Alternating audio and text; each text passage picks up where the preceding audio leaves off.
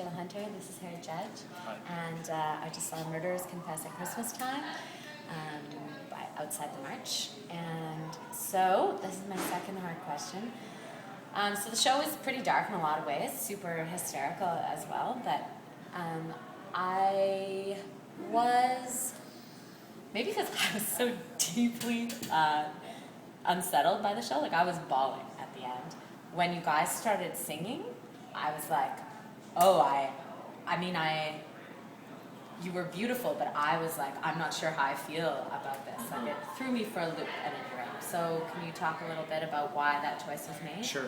That choice was actually throughout, there was many drafts through this process, at least in our incarnation of this show. This show has had a life previous to Summerworks. It was in development at the City of Edmonton. So it's gone through quite a metamorphosis through that process. And then when it came here, I'm not sure how long the singing was part of it, but it was part of it from the beginning of our work on the show. As in, it was part of the playwrights, it was in the script, it was very much part of the decision. Practically the exact way that it runs out now is part of Jason Chin's vision of how the show ends.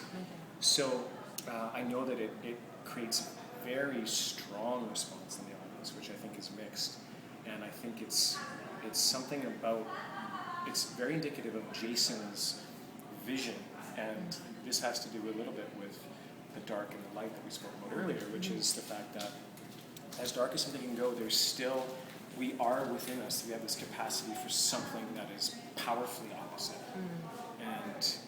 And in a way, holding those two things in the same place together against each other is something that we have to reconcile in our lives. I think that Jason is seeing that, and I think that he's seeing that in each of these stories, and I think it's from a macrocosmic level to have the play followed by that really presents that.